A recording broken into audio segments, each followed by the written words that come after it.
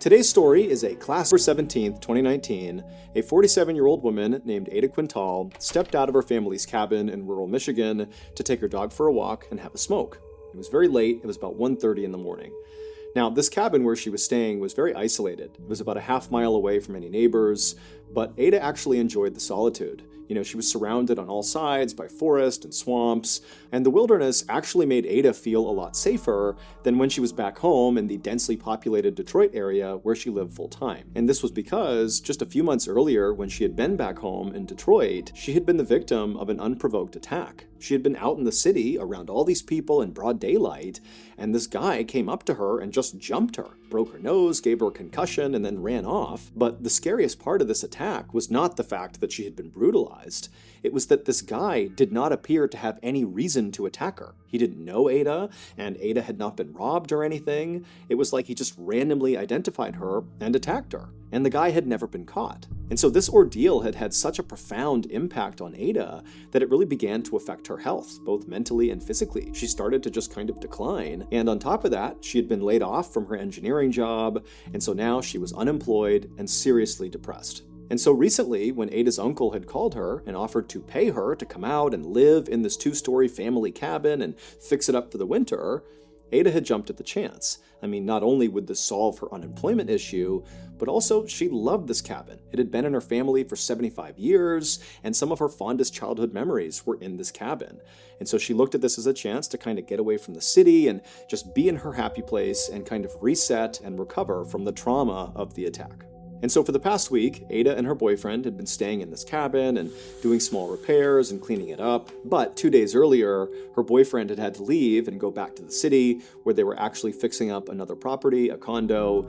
And so now it was just Ada and her dog. But that was totally fine with Ada. She liked being out here by herself, so this was no big deal. But tonight, she was feeling frustrated because she couldn't sleep. About an hour earlier, she had taken a pill to help her sleep, but so far it hadn't worked, and so she was feeling kind of wired and anxious.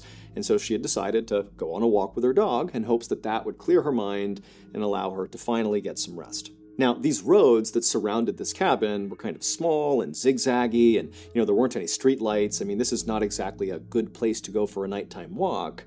But Ada knew this place like the back of her hand, and she also carried a 9mm pistol in her pocket, just for protection.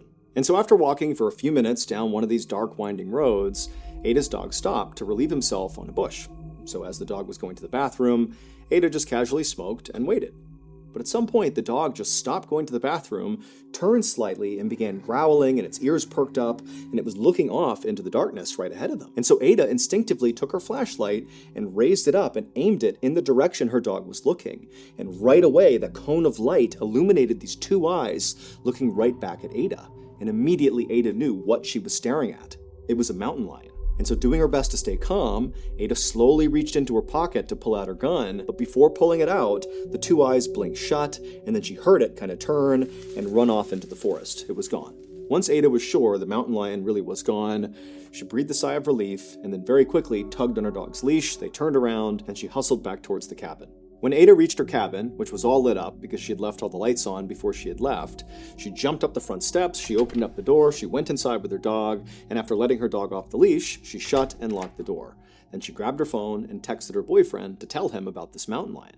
And then after hitting send, Ada felt relieved to be back in her cabin, but at the same time, she still felt very on edge. I mean, she had been, just a few feet away from a mountain lion in the middle of the night, in the middle of nowhere. But as Ada was doing her best to calm herself down, she heard this noise coming from outside the living room window, almost like twig snapping, like somebody was walking past the window. And so the way this cabin was set up is when you first walked inside, you were in the kitchen, and then the back half of the cabin was a living room, and then there were also stairs leading up to a second floor. But from in the kitchen, you had a clear line of sight into the living room, and vice versa. It was kind of like one big room with two functions. And so from where Ada was standing in the kitchen, she could clearly see the window in the living room where this noise had kind of come through. But because the inside of the cabin was all lit up and the outside was dark, from her perspective, all she could see was a reflection on that window. So to look outside that window to see what had made that noise, she would need to get right up next to the window. And so feeling pretty nervous at this point, she walked across the cabin, she made her way towards this window, and then she pressed her face right up against the glass to look outside. But all she saw outside was just darkness. I mean, there was nothing out there. And so Ada stepped back from the window and started to wonder if maybe the sound she had just heard was maybe that mountain lion. Maybe it followed her back here. That was terrifying, but at least she was inside. But also she was thinking to herself, mountain lions are not known for being aggressive towards humans, and they wouldn't come up to her cabin like this and prowl around outside. That's just not what mountain lions do. But Ada didn't really have any other explanation, and so she told herself, it's gotta be nothing, there's nothing out there, this is a safe place. And so she kind of forgot about the noise, and she took off her coat and put her stuff down, and then she sat down on the couch in the living room, turned on the TV, and tried to relax. But only about 20 minutes later, when Ada had finally relaxed and was even thinking about getting into her bed and going to sleep, she heard another noise coming from that same window in the living room. And this time, when she looked up and looked out that window, despite the reflections inside the cabin, she could clearly tell there was something moving outside of her cabin. And it was definitely not a mountain lion. It looked like a man.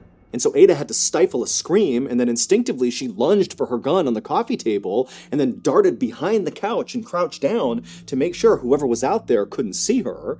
And then, with gun in hand, she began calling out to the person out there that, hey, I'm armed. If you come in here, I'm going to shoot you. But it was just silence. And then Ada strained her ears to try to hear any sound that would give away where this person went. Were they still outside that window? Had they moved somewhere else? But all she could hear was the sound of the wind whipping outside and an owl hooting off in the distance. But then, right as Ada was starting to wonder, did I really see somebody out there? Is this all in my head? That's when she heard the distinct sound of footsteps on her front porch. And so again, Ada had to stifle a scream, and she darted to the other side of the couch, preventing the person from the front of the house to seeing her now. Then she grabbed her phone and she was dialing 911, and she was about to hit call when she stopped herself. And she began to wonder, am I just totally overreacting here? I don't know if there's somebody out there. I could be hearing things. Or maybe it's just like an animal or something. And also, deep down, Ada knew that ever since that attack in Detroit that summer, that basically everything scared her. And she was starting to wonder if maybe she was just being totally paranoid and there was nothing going on. And she didn't want to embarrass herself by calling 911 and having them come out here and finding nothing. And so Ada decided she would call her boyfriend, and so she called her boyfriend, and as the phone is ringing, she's listening intently for any other footsteps outside, but she can't hear anything. And then her boyfriend, he didn't pick up. It's also like 2:30 in the morning at this point, but her boyfriend doesn't answer. And so after that, she tries calling one of her friends, and her friend does pick up. And right away, Ada just began telling this friend about all the things that had happened that night, from going out and seeing the mountain lion, and then coming back in, hearing the sound, and now hearing the footsteps on the front porch. And, she was worried that maybe she was just making it all up, but she was still really scared. And even though Ada was trying to be composed as she was telling her friend, her voice began to crack and she began to cry because she really was scared. And the friend just said, look, I'm going to call the police on your behalf. It seems like it's worth having them come out just to make sure you're really okay. Give me the address and I'll tell them where to go. And so Ada would give her friend the address, but she told the friend, thank you, but do not call right now. Just please stay on the phone for a minute and let me just do a quick investigation. Let me look out the windows, and just really make sure that this is nothing before you call the police. And so the friend said, okay, look around, but then I'm calling the police. And so with her phone and her gun in hand, Ada very carefully crept out from behind the couch, keeping a low profile, staying below the sight line of all the windows. And she crept from the living room into the kitchen towards the front of the house. And she walked over to the sink and she very slowly raised her head until she could just barely peek through the window right above the sink that overlooked the front porch. Because remember, that was the last place she had heard sounds, from the front porch. And so she very carefully peeks and looks out the window. And there's nothing there. Nobody's on the porch. It's just empty, dark forest. She's safe. Ada let out a relieved half cry, half laugh, and then stood all the way up and felt totally ridiculous because clearly she had just imagined, all these people wandering around the outside of her house. And so she was about to tell her friend that, hey, sorry, there is no issue here. Don't call the police. But before she could get the words out, Ada happened to turn around and was looking back towards the living room, and she froze. Because there, in that same window she had heard those sounds coming from in the living room, was now the silhouettes of two men, clear as day, just looking in the window right at Ada. And so, acting purely on instinct, Ada just raised her gun and aimed it at these two men, and to her horror, the two men also raised guns and aimed them right back at Ada. And so Ada just started firing her gun at the window, and these men began shooting back at her, and right before Ada leapt to the ground, she was pretty sure she hit one of the men in the head with one of her rounds, and so she lands on the ground. It's absolute pandemonium at this point, and her friend, who's still on the phone, is screaming like, "What's going on? What's going on?" And all Ada could think to do was yell out, "There's two men, they're shooting at me, I think I shot one of them." And the friend is screaming, "I'm gonna call the police." And then the line goes dead, and Ada, who's crouched down behind the kitchen island at this point, she realizes all the shooting has stopped. It's now dead silent in the cabin. And so for a second, Ada was thinking to herself, maybe I managed to shoot both of them, and that's why it's quiet right now. But then another thought began to enter her head, that maybe she had only shot one of them, and the other survivor was moving into position to maybe ambush her. And so as she's running through what she's gonna do, she hears this horrible, loud thumping sound right above her in the second floor of the cabin. Now, Ada knew at this moment she should just get her dog and run. Because if this second shooter has survived and has now come into her cabin and is upstairs, that means the forest is now clear and she can make a run for it. But as she sat there by the island, still clutching her gun, in this beloved family cabin of hers, she began thinking about the fact that ever since that attack in Detroit over the summer, that had totally wrecked her life and made her scared of everything. And so as she heard the sound of whoever this was marching around in her second floor, she made a decision. She was going to stand her ground and fight. And so she took a deep breath, she stood up, and with gun in hand, she made her way to the stairs and began to go up.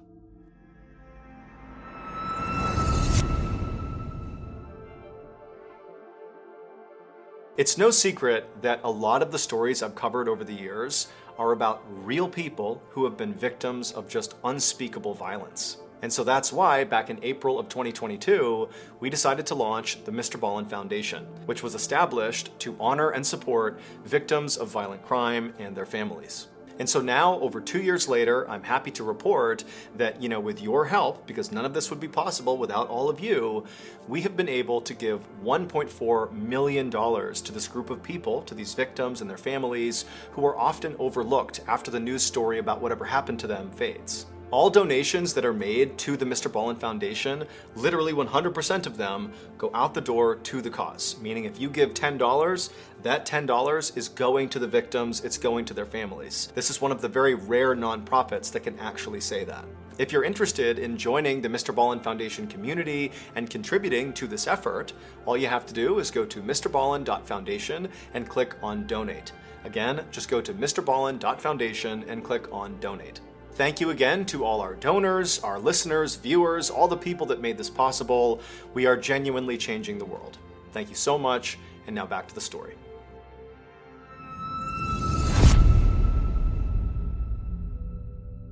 The police arrived at the cabin about 30 minutes later because Ada's friend did call the police, and she warned them that as far as she knew, there could be at least 2 gunmen there, and maybe Ada had shot one of them. She wasn't sure. And so when the police arrived, they showed up, guns drawn, and they walked up to the cabin and they searched the outside, but there was nobody out there. It was silent. And then when they made entry into the cabin, they saw clearly there had been a shootout. There were bullet holes all over the place, broken windows. But after searching the cabin top to bottom, they didn't find anybody. No Ada, no shooters. However, they did find Ada's terrified dog inside of the cabin, and the dog would be just fine. Now, once the cabin was secured of any threats, the police would do another comprehensive search looking for any evidence that would kind of tell them, where Ada or these shooters had gone. And during this secondary search, they would find Ada's shoes and her cell phone on the roof of the cabin, and they would also find her gun on the ground not far from the roof, suggesting maybe she had fallen off the roof or jumped from the roof, but they were kind of located roughly in the same area. And during this secondary search, they wouldn't find Ada or the gunman, but they would find Ada's cell phone and her shoes on the roof of the cabin, and they would also find Ada's gun on the ground not far from where her shoes and cell phone had been found. But that was it. Police immediately launched a massive search in the forest surrounding the cabin, but despite looking all over the place, they could not find any signs of Ada or her attackers. Police checked local hospitals to see if maybe the man that Ada had shot had shown up seeking medical attention, but as far as they could tell, he hadn't. And so pretty quickly, the police theorized that maybe there were no gunmen. Maybe what really happened here is Ada's boyfriend attacked her, and he was responsible for whatever happened to her. But when police checked on Ada's boyfriend, it would turn out he had a rock-solid alibi. He had been with Ada's adult son at the time Ada had gone missing, and Ada's own son said, yes, for sure, he was with me. He did not do this. But after that, the police thought, okay, well, maybe if Ada's boyfriend didn't do this, maybe he hired other people to hurt Ada. But there was no evidence of any strange financial transactions, and as far as they could tell when they did some digging, there was no strife in Ada and her boyfriend's relationship. So there was no clear reason why he would want to hurt her. And so that lead also kind of fell flat. Police would confirm that Ada was attacked that previous summer by this random guy in Detroit, and so for a little while they speculated that, maybe this guy, this attacker, who had never been caught, had maybe tracked Ada down to finish off the job. But that seemed so far-fetched and just unlikely that basically was shut down as well. And as the days passed, the evidence that was coming in only made the case more confusing. For example, there were all these bullets fired during this big shootout in the cabin, and when they examined the actual bullets they extracted from the walls and the floor and the ceiling, they were all from Ada's gun. However, outside and inside the cabin, they found all these different shell casings, suggesting that those bullets had been fired from different weapons, i.e., maybe the attacker's weapons. And so as the weeks passed by and Ada and her attackers were not found, people began to speculate that, maybe this was all an elaborate setup by Ada just so she could disappear. Or other people thought maybe she was abducted by aliens. I mean, there were lots of theories surrounding this, but basically nobody knew what happened. And then pretty soon, the case just went completely cold. That is, until December 21st, 2019, so about 2 months after Ada's disappearance. And on that day, Ada's family decided to drain a pond that was near that cabin in the woods. At this point, the family was so desperate for closure that they were prepared to do just about anything to find Ada and to figure out what happened to her. And so even though this pond had previously been searched by the police, they drained this pond, and sure enough, they find Ada. She was deceased, and her body was found about 300 yards away from the cabin, and she was covered in only about a foot of water. Now, initially, the speculation was, well, here you go. She must have been chased out of her cabin by these attackers, and she was shot and killed, and this is where she fell. But after a quick examination of her body, it was clear she had no bullet wounds on her anywhere.